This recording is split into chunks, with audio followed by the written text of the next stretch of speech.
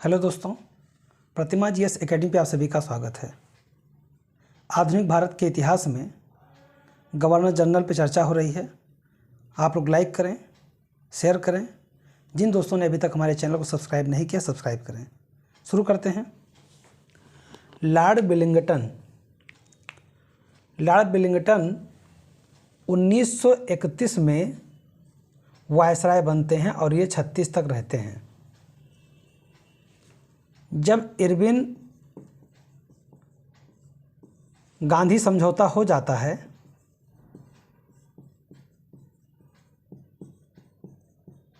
और अंग्रेज तो मक्कार थे ही, धूर्त थे।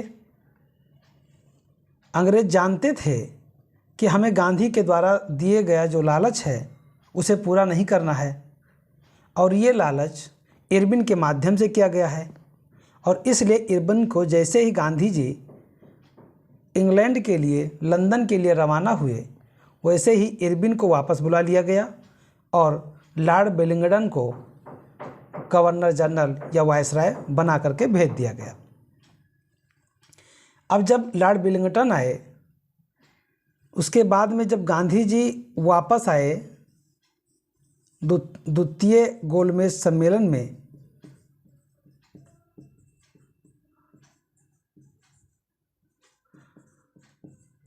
भाग लिए, और इस सम्मेलन में जब गांधी जी के अनुरूप बातें नहीं हुई, तब गांधी जी असंतुष्ट होकर के वहाँ से भारत वापस लौट आए।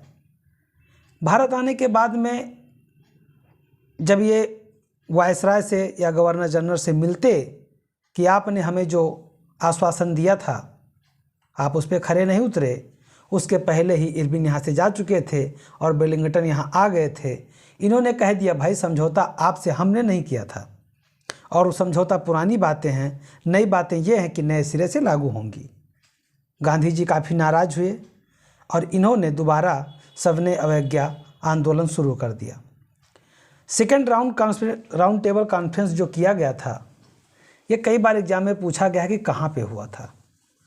पीसीएस या उससे नीचे वनडे एग्जामों में इसका स्थान पूछ लिया जाता है।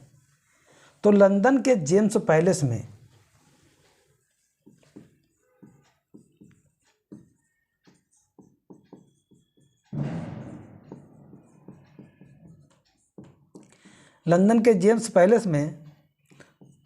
द्वितीय राउंड टेबल कॉन्फ्रेंस का आयोजन किया गया था, यानी कि द्वितीय गोलमेज सम्मेलन का आयोजन किया गया था।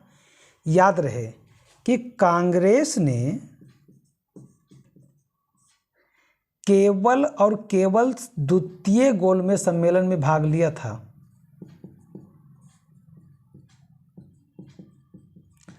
बाकी ना तो पहले में लिया था और ना ही तीसरे में लिया था। और तीनों गोलमेज सम्मेलन में तीनों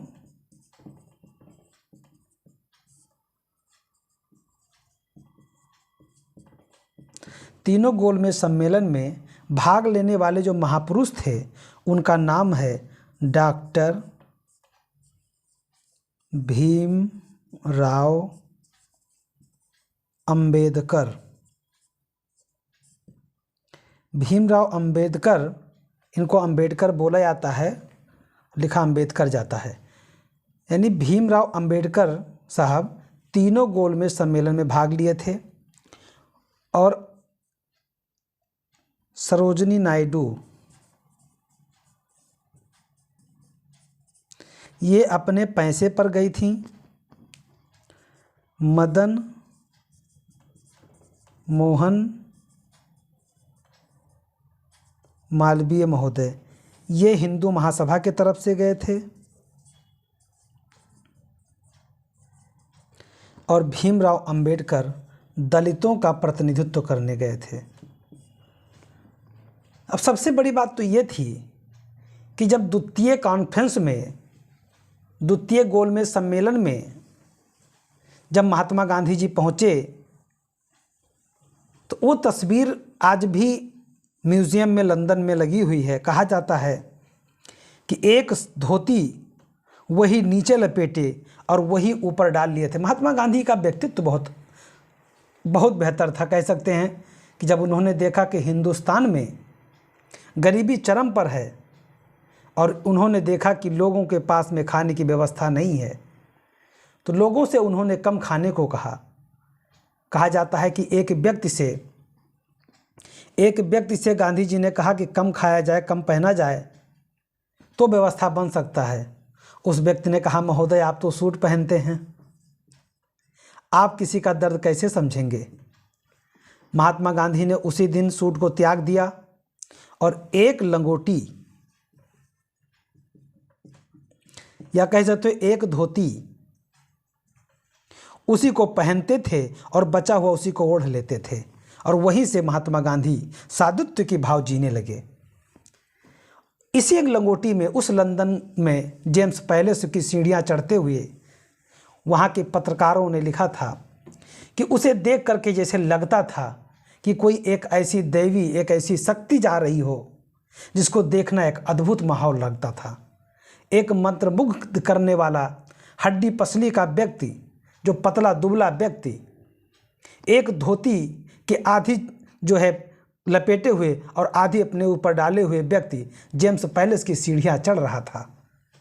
चर्चिल ने कहा कि एक अर्धनग्न फकीर के सामने हम कैसे झुक सकते हैं, लेकिन यह सत्य है कि गांधी जी ने प्रेम बस सबको झुकाया तो जरूर था।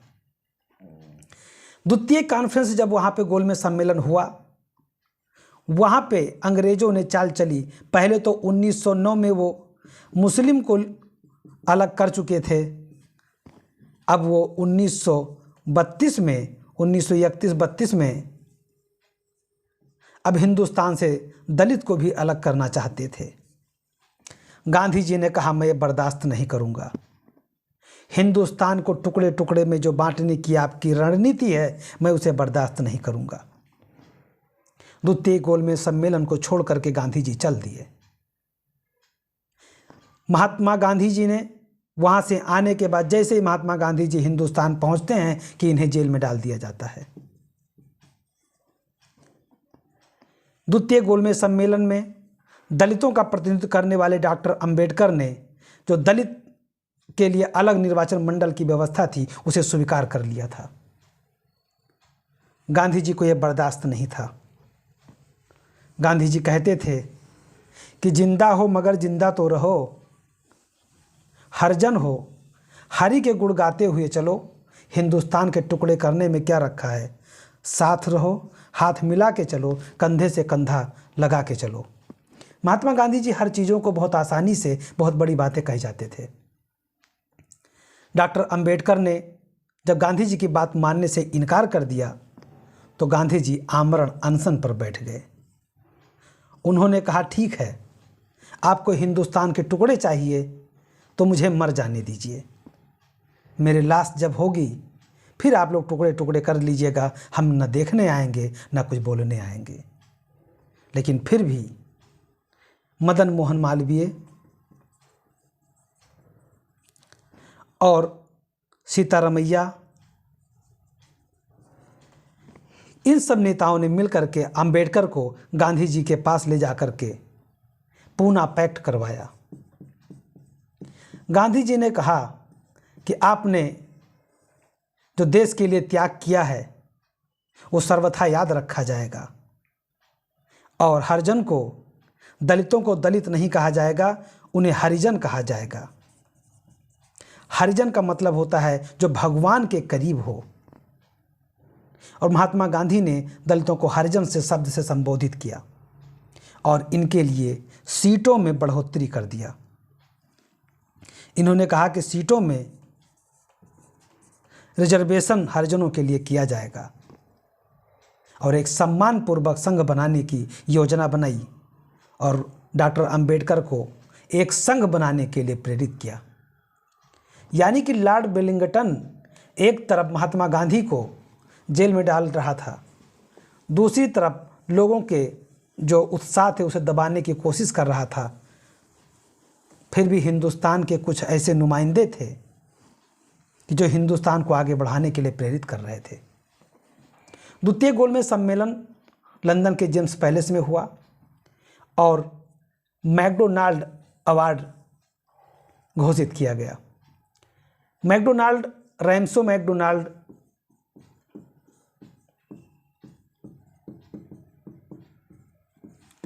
ये उस समय ब्रिटिश के प्रधानमंत्री थे और जॉर्ज पंचम वहाँ के राजा थे। ब्रिटिश पीएम रैमसे मैकडोनाल्ड ने महात्मा गांधी के नाराज़गी का उनको कोई फर्क नहीं पड़ा और मैकडोनाल्ड अवार्ड के रूप में घोषित कर दिया, अपना निर्णय दे दिया। और उस निर्णय में क्या क्या था? दलित के लिए निर्वाचन, सिख के लिए निर्वाचन, ईसाई के लिए निर्वाचन, पारसी के लिए निर्वाचन, यानी इतने टुकड़ों में हिंदुस्तान को डिवीज़न करने की योजना बना ली कि वर्तमान का हिंदुस्तान नज़र ही नहीं आता। लेकिन गांधी जी के आमरण अनशन ने, गांधी जी के प्रयास ने जब भीमराव अंबेडकर को मना लिया तो इन लोगों ने अपने आप को वैसे ही समाप्त कर दिया। इन्होंने साथ दिया महात्मा गांधी का। इन्होंने कहा हिंदुस्तान के जमीन पे एकता न दिखे, ऐसी संस्कृति हमारी नहीं है। हम बेशक अलग अलग धर्मों को मानने वाले हों, लेकिन हमारी जन्मभूमि, हमारी कर्मभूमि हिंदुस्तान है, हम जिसे टूटने नहीं देंगे। और वही जो अलग अलग धर्मों के लिए जो सांप्रदायिक रूप से बांटने की कोशिश थी, उसी को ही रैमसे मैकडोनाल्ड के द्वारा घोषित किया गया था। इसीलिए मैकडोनाल्ड अवार्ड कहा गया। ये एक सांप्रदायिक निर्णय की घोषणा थी। पूना पैक्ट, जो कि मैंने अभी बताया, महात्मा गांधी और डॉक्टर भीमराव अंबेडकर के द्वारा किया गया था। लॉर्ड विलिंगटन के समय में ही तीसरा गोलमेज सम्मेलन हुआ। 1932 में आईएमए की स्थापना हुई। आईएमए जो वर्तमान में एनडीए का प्रशिक्षण स्थल है देहरादून में, इसकी स्थापना 1932 में हुआ था। इंडियन मिलिट्री एकेडमी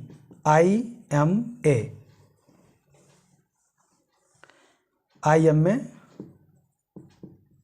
देहरादून, इसकी स्थापना 1932 में किया गया। उस समय उद्घाटन के समय में लॉर्ड विलिंगटन वहाँ मौजूद थे।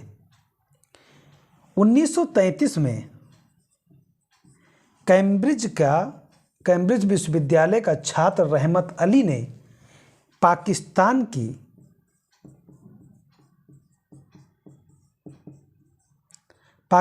की शब्द का प्रयोग किया। पाकिस्तान शब्द कई प्रांतों को मिला करके बनाया गया था और इसीलिए पाकिस्तान शब्द का प्रयोग जब रहमत अली ने किया तो जिन्ना ने उसे तूल दे दिया और मोहम्मद अली जिन्ना, इन्होंने हिंदुस्तान को बांटने की पूरी सफल कोशिश कर डाली। तो 1933 में कैम्ब्रिज विश्वविद्यालय के छात्र रहमत अली के द्वारा पहली बार पाकिस्तान शब्द का प्रयोग किया गया था। 1934 में सविनय अवज्ञा आंदोलन को समाप्त कर दिया गया। 21 जनवरी 1936 को जॉर्ज पंचम का निधन हो गया और एडवर्ड तृतीय का राज्यारोहण हुआ। ये वही जॉर्ज पंचम है जिसका राज्याभिषेक 1911 में हुआ था और बंगाल विभाजन को निरस्त कर दिया गया था। राजधानी कलकत्ता से दिल्ली की घोषणा किया गया था। ये वही जॉर्ज पंचम है जो अब निधन हो गया है। एडवर्ड तृतीय का राज्याभिषेक हुआ। सबसे बड़ा निर्णय लिया गया 1935 का अधिनियम। 1935 के अधिनियम, वैसे मैं तो अधिनियम पूरा पढ़ाऊंगा, लेकिन यहाँ पे थोड़ा सा समझ लीजिए कि ये 1935 का यही अधिनियम है जहाँ पर राज्यों से द्वैध शासन समाप्त हुआ, केंद्र में द्वैध शासन लागू हुआ, साथ ही साथ कई ऐसी व्यवस्थाएं बनाई गईं, आरबीआई और अन्य ऑर्गेनाइजेशन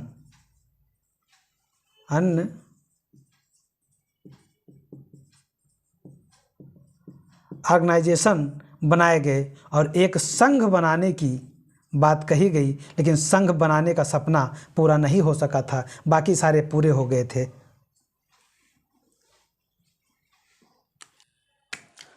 अगले गवर्नर बने लिनलिथगो। वेलिंगटन के बाद में लिनलिथगो जो है गवर्नर जनरल बने। इनके समय में ही 1935 के अधिनियम के तहत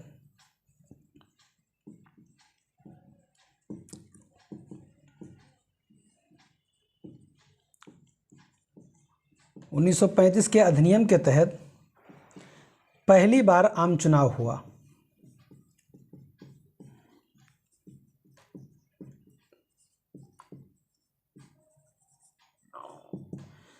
आम चुनाव हुआ और इस आम चुनाव में 11 राज्यों में चुनाव संपन्न हुआ।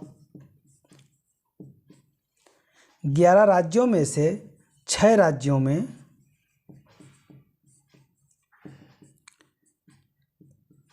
इंडियन नेशनल कांग्रेस को पूर्ण बहुमत मिला।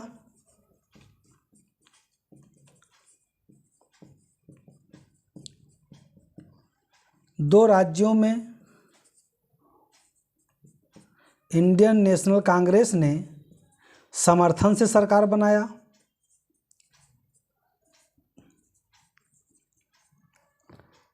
और 2 में लीग ने सरकार बनाया और 1 में लीग के सहयोग से सरकार बना। यानी कि 11 राज्यों में सरकार बना। लॉर्ड लिनलिथगो के समय में ही जब द्वितीय विश्व युद्ध प्रारंभ हुआ, इस विश्व युद्ध में भारत के सहमति के बगैर भारत को शामिल कर लिया गया। अब भारत के सहमति के बगैर जब भारत को द्वितीय विश्व युद्ध में शामिल कर लिया गया,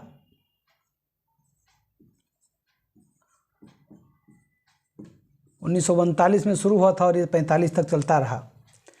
और इस द्वितीय विश्व युद्ध में जब भारत को शामिल किया गया तो भारत के जो नेता थे, इन लोगों ने विरोध किया।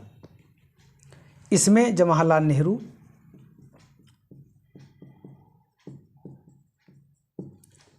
सुभाष चंद्र बोस,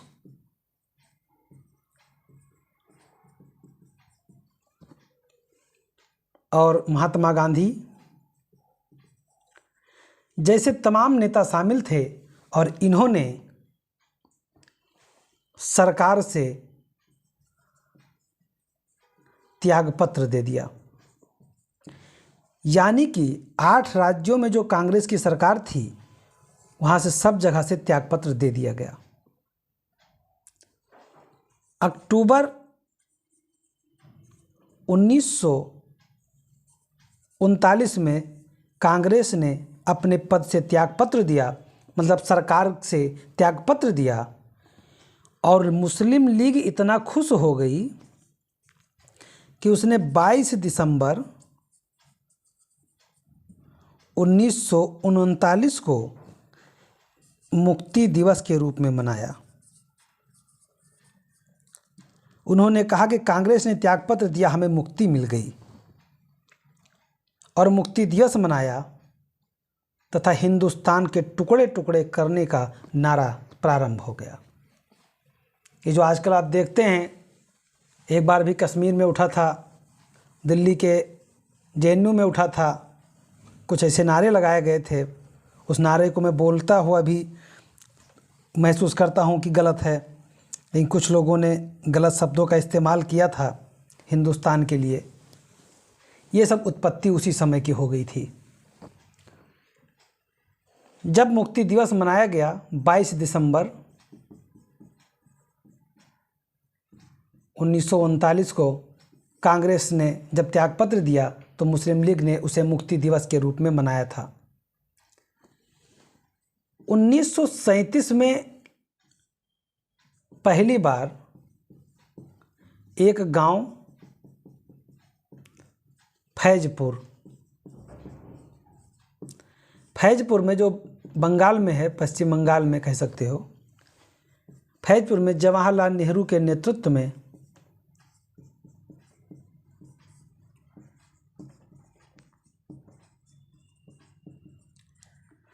के नेतृत्व में कांग्रेस का अधिवेशन किया गया। पहली बार ऐसा है कि किसी गांव में कांग्रेस का अधिवेशन हुआ था 1937 में फैजपुर में। 1939 में सुभाष चंद्र बोस ने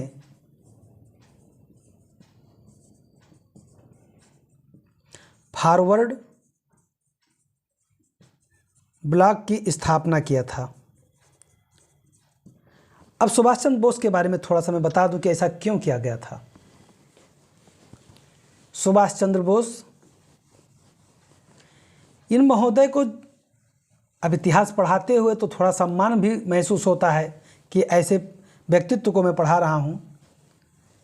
इन्होंने अपने लिए सब कुछ त्याग दिया, अपने आप को हिंदुस्तान को समर्पित कर दिया। 1938 में इंडियन नेशनल कांग्रेस के अध्यक्ष थे। उसके बाद जब 1939 में अध्यक्ष के लिए चुनाव हुआ, इंडियन नेशनल कांग्रेस के अध्यक्ष पद के लिए चुनाव हुआ, तो गांधी जी नहीं चाहते थे कि सुभाष चंद्र बोस जो है अध्यक्ष बने। गांधी जी ने पट्टाभी सीतारामैया को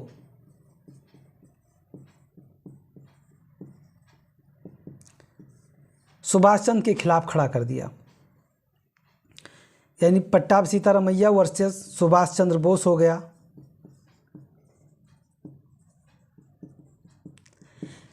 लेकिन सुभाष चंद्र बोस की प्रतिभा को देखते हुए इनका कद इतना बड़ा था कि सुभाष चंद्र बोस चुनाव जीत गए और इंडियन नेशनल कांग्रेस का अध्यक्ष बन गए।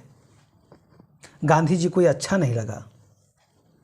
इन्होंने एक शब्द कहा कि पट्टाभी का हार है वो हमारी हार है। गांधी जी व्यक्तिगत ले लिए, और जब गांधी जी इस बात को व्यक्तिगत ले लिए तो सुभाष चंद्र बोस जैसे कई नेता गांधी जी का बहुत सम्मान करते थे।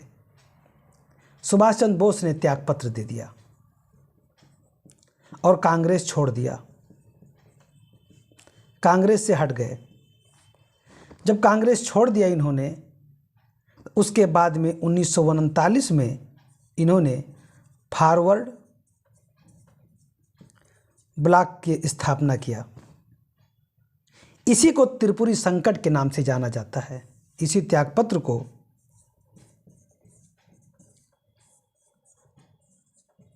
त्रिपुरी संकट के नाम से जाना जाता है, क्योंकि ये जो अधिवेशन हुआ था 1939 का अध्यक्ष पद के लिए, ये त्रिपुरी में हुआ था। और त्रिपुरी में जब महात्मा गांधी के मुखारबिंद से ऐसे शब्द निकले कि पट्टाभी की हार पट्टाभी की नहीं हमारी हार है, तो इससे सुभाष चंद्र बोस जैसे कई ऐसे नेता थे वो काफ़ी क्षुब्ध हुए।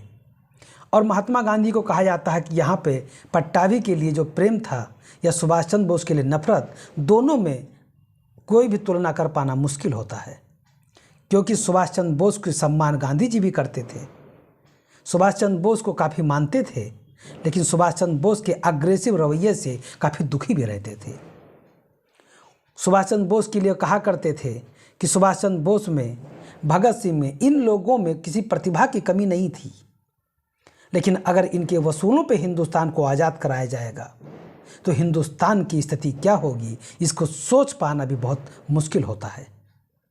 सुभाष चंद्र बोस फॉरवर्ड ब्लॉक की स्थापना किए। इसे त्रिपुरी संकट के नाम से जाना जाता है और ये सब लॉर्ड लिनलिथगो के समय में ही हुआ।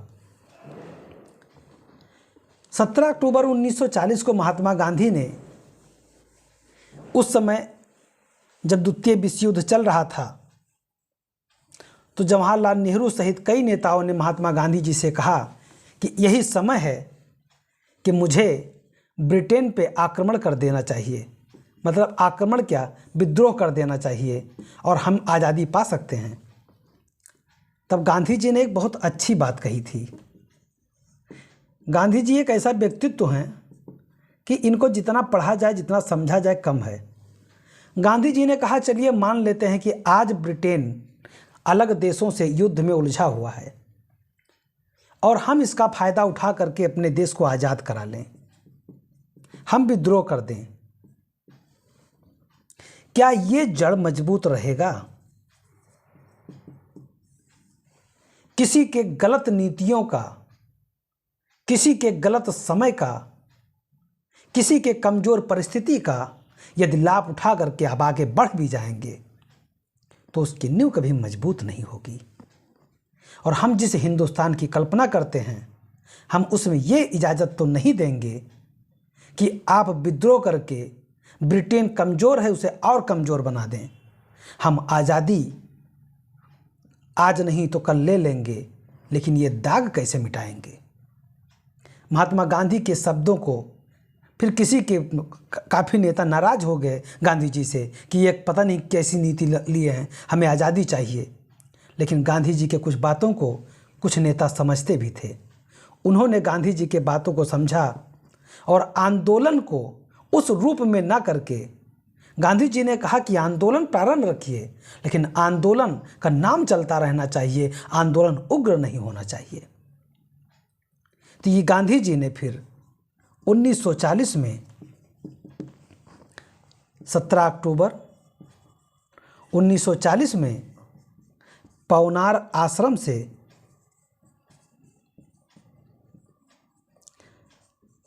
व्यक्तिगत सत्याग्रह प्रारंभ कर दिया। व्यक्तिगत सत्याग्रह क्या होता था? एक व्यक्ति थाने पे जाता था, अपनी नाराजगी दर्ज कराता था और फिर उसे जेल में अंग्रेज बंद कर देते थे। फिर दूसरा व्यक्ति जाता था, ऐसे एक एक करके जाते रहे, अपना विरोध दर्ज करते रहे। तो पहले जो सत्याग्रही हुए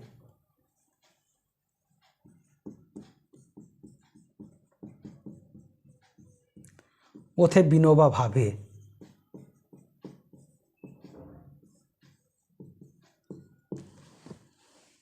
दूसरे सत्याग्रही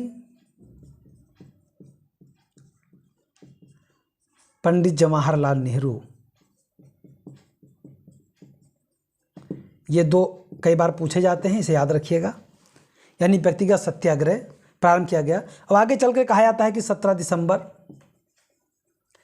दिसंबर को यह आंदोलन समाप्त कर दिया गया था। गांधी जी ने स्वयं समाप्त कर दिया था।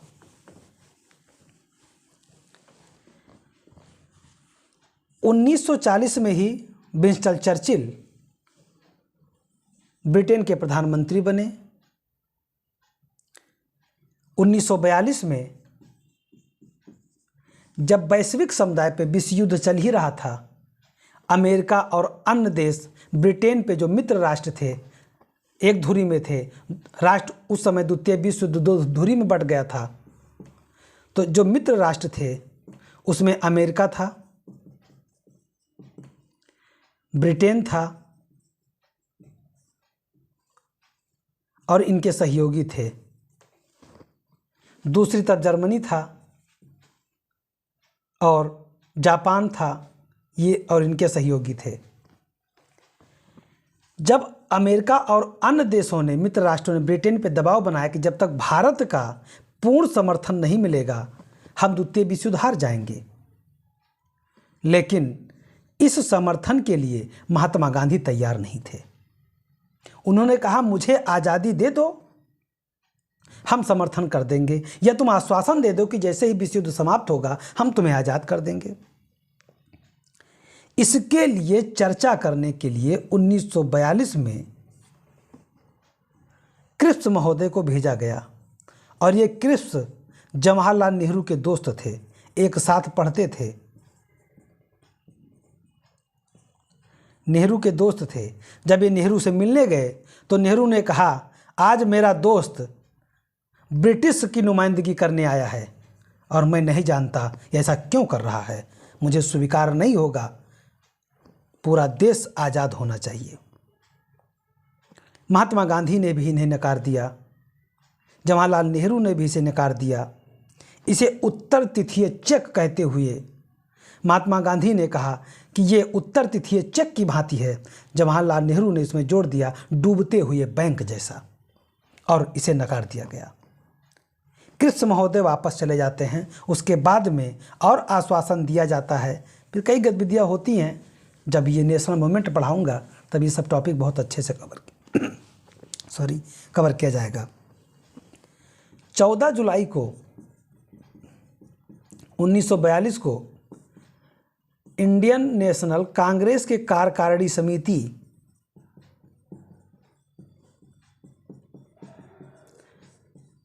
ने क्विट इंडिया मूवमेंट, भारत छोड़ो आंदोलन के प्रस्ताव को पारित कर दिया। लीग का 1944 में कराची में एक अधिवेशन हुआ। 1944 में मुस्लिम लीग का कराची में एक सम्मेलन हुआ और उस सम्मेलन में जिन्ने ने कहा बांटो और छोड़ो नारा दिया गया, बांटो और छोड़ो का नारा दिया गया। 1943 में सुभाष चंद्र बोस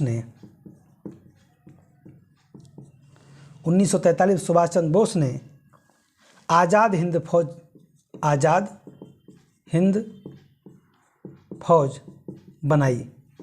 इसके सर्वे सर्वा इसके दिमागदाता जो थे मोहन सिंह थे। जापान के सहयोग से आज़ाद हिंद फौज बनाया गया था और यहीं पर आगे चल के सुभाष चंद्र बोस ने कहा था कि चलो दिल्ली और तुम मुझे खून दो, मैं तुम्हें आज़ादी दूंगा। लॉर्ड वेवेल यह 1944 से 1947 तक रहे। इनके समय में हिंदू मुस्लिम एकता के लिए देश को न बांटा जाए, इसके लिए शिमला में एक सम्मेलन हुआ। शिमला में एक सम्मेलन हुआ और इस सम्मेलन में जिन्ना ने बोला कि भारत के मुसलमानों का प्रतिनिधित्व केवल लीग करेगी, लेकिन कांग्रेस ने यहाँ पे दिमाग लगा दिया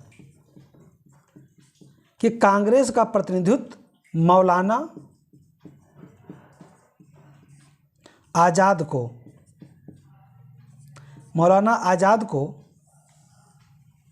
अबुल कलाम आज़ाद, मौलाना अबुल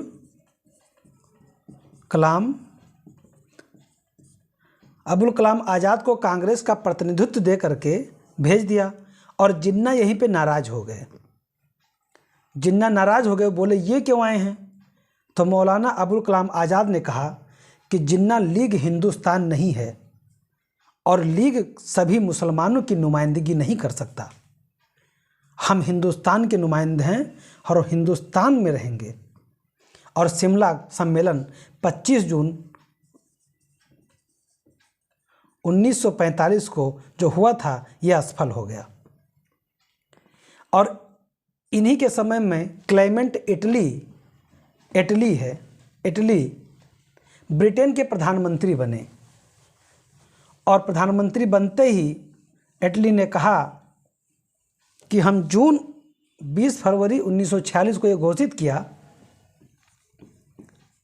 20 फरवरी 1946 को घोषित किया कि हम जून 1948 तक भारत की सत्ता भारतीयों को दे करके हम वापस हो जाएंगे। लेकिन आज़ादी और पहले ही मिल गई। 15 अगस्त 1947 को हमारा भारत देश आज़ाद हो गया। 1945 में आज़ाद हिंद फौज के सैनिकों पे लाल किला में मुकदमा चलाया गया।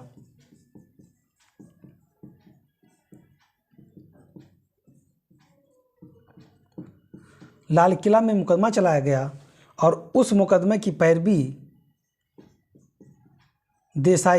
भोलाभाई देसाई के नेतृत्व में वकीलों ने पैरवी किया और कई वर्षों के बाद जवाहरलाल नेहरू ने भी कोट पहना था वकालत छोड़ दिए थे देश की आज़ादी के लिए।